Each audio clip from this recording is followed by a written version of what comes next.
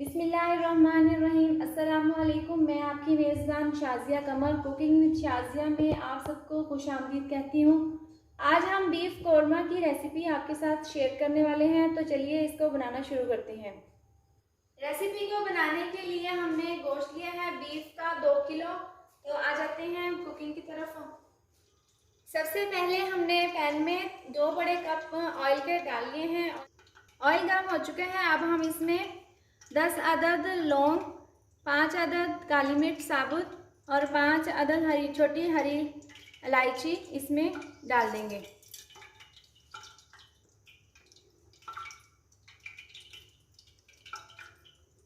अब इसको हम हिला लेंगे 2 मिनट तक।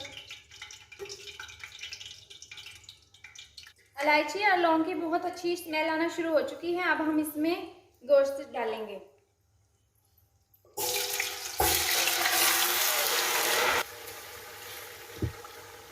अब हम इसको अच्छे से मिक्स कर लेंगे ऑयल में, और इसको हम जब तक पकाएंगे जब तक गोश्त का कलर रेड से वाइट ना हो जाए।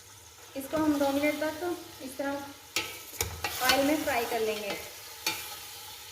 यहाँ हमने कौरमा बनाने के लिए बोटी और हड्डी का गोश्त मिक्स कर लिया है। अब हम इसको पकाएंगे।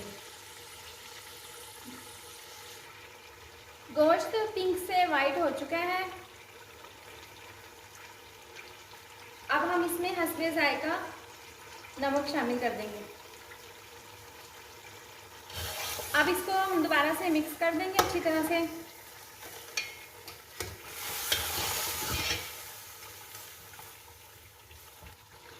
दो किलो गोश्त के हिसाब से हम इसमें 4 चम्मच लहसुन अदरक का पेस्ट शामिल करेंगे।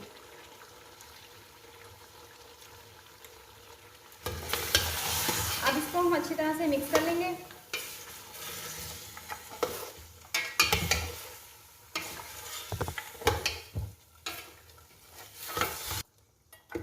आप देख सकते हैं कि लहसुन अदरक का पेस्ट हमने शामिल करके इसको मिक्स कर लिया था, और अब गोश्त ने पानी भी छोड़ दिया है। अब हम इसको ढक्कन लगाकर 10 मिनट के लिए पकने के लिए छोड़ देंगे, और उसके बाद हम इसको चेक करेंगे। प्रेशर कुकर का ढक्कन बंद कर दिया है। अब हम इसको 10 मिनट के लिए पकने के लिए छोड़ देंगे, और उसके बाद हम इसको चेक करेंगे। 10 मिनट इसको पकते हुए हो गए थे। अब हमने इसका ढक्कन खोलकर चेक किया है तो गोश्त अभी हमारा थोड़ा सा सख्त है। अब हम इसको दोबारा 5 मिनट के लिए इसको दोबारा पकाएंगे, लेकिन उससे पहले हम कुछ मसाला जात इसमें शामिल करेंगे। 1.5 चम्मच लाल मिर्च पाउडर,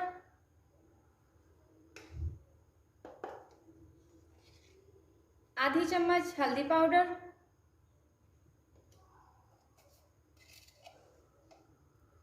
2 चम्मच धनिया पाउडर। ये मैं मसाला जार 2 किलो गोश्त के हिसाब से इसमें शामिल कर रही हूँ। आप कम या ज़्यादा गोश्त लें तो आप अपने हिसाब से इसमें मसाला जार शामिल कर सकते हैं। 1/2 चम्मच काली मिर्च पाउडर। दही हमने यहाँ पर 250 ग्राम ली है। अभी हम इसमें आधी शामिल करेंगे, आधी हम बाद में शामिल करेंगे। अब इसको हम अच्छे से मिक्स कर लेते हैं।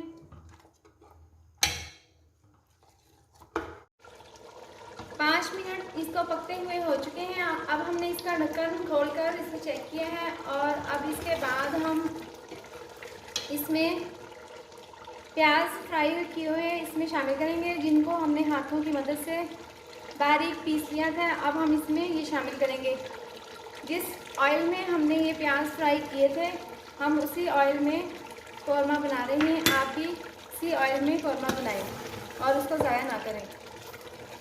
अब इसको अच्छे से हम मिक्स कर लेते हैं, और इसके साथ ही मैं इसमें दही शामिल करूँगी। 2 बड़े चमचे मैंने पहले शामिल करे थे, और बाकी की दही अब मैं इसमें शामिल कर रही हूँ।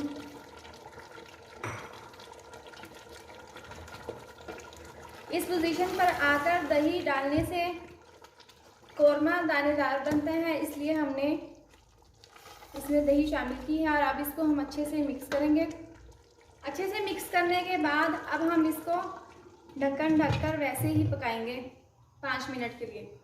ये अब ये कुछ मसाले हैं जिनको हम कौरमे में शामिल करेंगे और सबसे पहले हम इनको पीस लेंगे। हमने 1 चम्मच भुनी हुई चने की दाल ली है, 1 चम्मच सफ़ेद ज़ीरा लिया है, 3 बड़ी इलायची ली हैं, 5 अदद लौंग और 5 से 6 अदद काली मिर्च ली हैं, 3 टुकड़े हमने दालचीनी के लिए हैं। इन तमाम चीज़ों को पीसकर हम कौरमे में मिक्स कर दें। अब हम इसमें कुटा हुआ अदरक शामिल करेंगे। इसके साथ ही हम ये 2 चम्मच पेस्ट के डालेंगे जो हमने भुनी हुई दाल, बड़ी इलायची और ज़ीरा का पेस्ट बनाया था, वो इसमें हम 2 चम्मच शामिल करेंगे। हिला देंगे अच्छी तरह से इसको। इसके बाद 2 चम्मच हम बादाम का पाउडर डालेंगे। आप पेस्ट बनाकर डाल सकते हैं या पाउडर बनाकर डाल सकते हैं। 2 चम्मच इसमें हम डाल देंगे।